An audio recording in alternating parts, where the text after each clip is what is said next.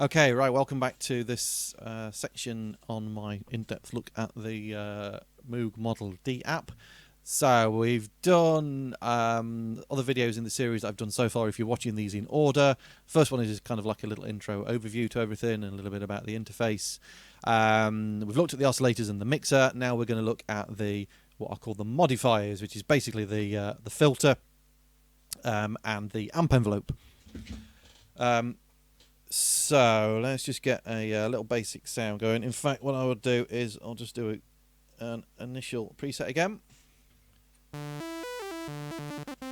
Okay, so basic kind of sound. Just going to take it down an octave. Okay, so we've got a basic sound. Filter's completely open, and there's no resonance, which is what they call filter emphasis on here. So the filter section here, we've got cutoff frequency, as we just said, the filter emphasis, which is basically what is usually known as resonance, and then we've got what they call amount of contour, which is basically the how much of the filter envelope that you kind of dial in, and then we've got a filter envelope here, which is an attack, decay, and sustain envelope. So there's no release on that, although there is some release stuff which I will talk about later. Right, so let's just have a quick listen to the filter. It's a 24 decibel per octave ladder filter, classic kind of Moog stuff. So fully open, and then as we sweep down,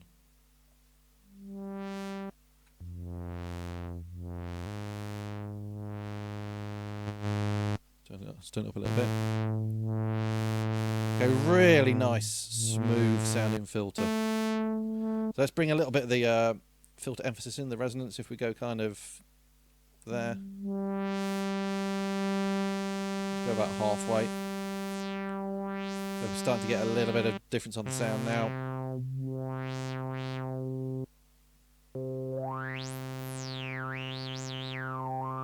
And if we go all the way up.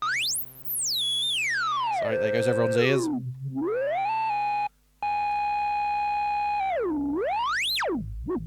Okay, so some nice squeal on that. And yes, you can play the filter on this one. So if we take the frequency all the way down, resonance all the way up, and then, sorry, if we turn off over here, oscillator 1. So all we're hearing now is the filter.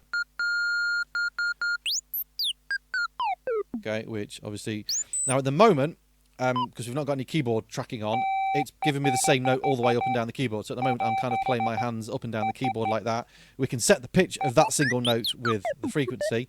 But if we turn on the keyboard control,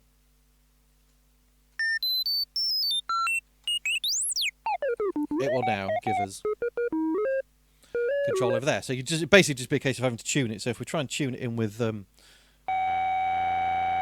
oscillator 1,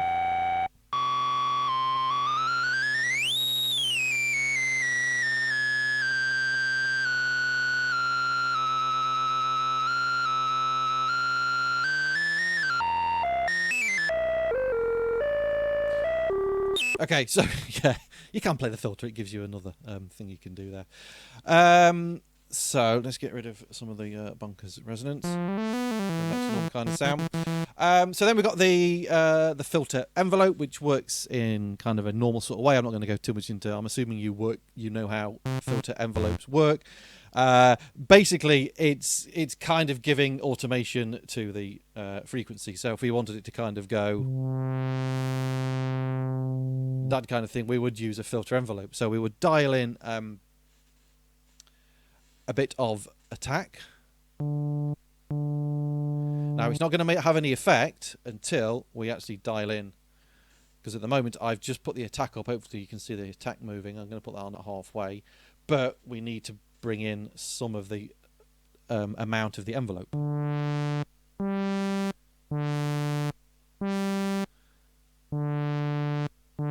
So let's just really emphasize that. Okay, so hopefully you can hear that gradually opening.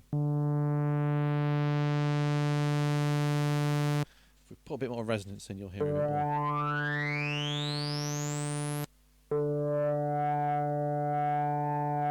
So the amount it opens is dependent on this.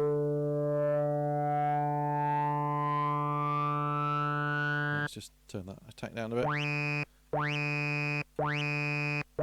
Okay, and because we've got no decay time or sustain, it's kind of going straight back down again. So it's kind of like it's going... that kind of thing. Like I say, I'm not going to get too involved in. I've got a whole thing on synthesis on my channel if you want to know how envelopes and stuff work. So let's just have a mess about with...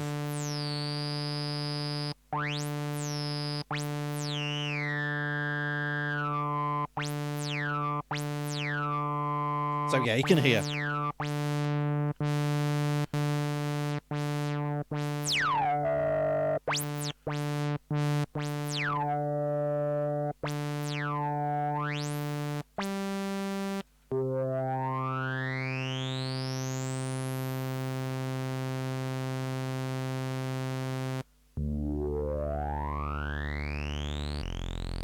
Okay, so yeah, hopefully you can hear how that's working. Let's just get rid of the envelope for now. We'll have a normal kind of sound. And if we look at the loudness contour, which is basically amp envelope. So we've got attack, which is obviously the time it takes for the sound to go from 0 up to full volume.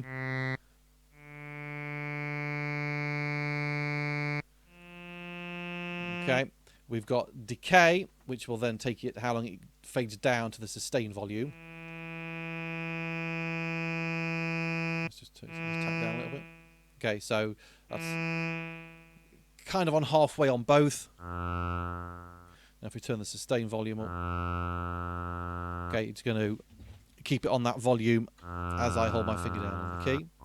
Now there's no release as such on this. There is a way of doing it though. If I just zoom out on the screen, we've got this kind of let's just come out here.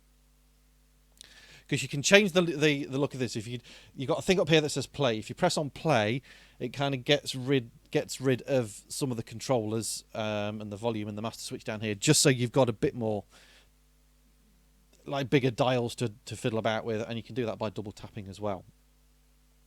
But over here, we've got a rocker switch that says decay.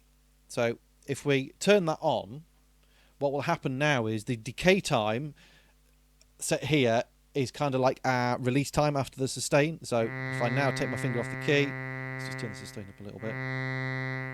Hopefully you can hear it's now not instantly stopping as soon as I take my finger off the key. If I put the delay right up, okay, you'll hear we get a much longer decay time. So you can't set a separate release time. Your release and decay time are the same set on that.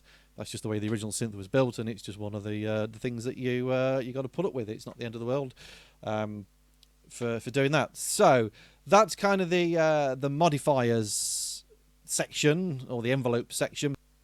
What we'll have a look at in the next one is the modulation section and the different ways we can modulate the sound with LFOs and so on. So I hope that was of some interest to you, and it's helped you sort of work this out a little bit more.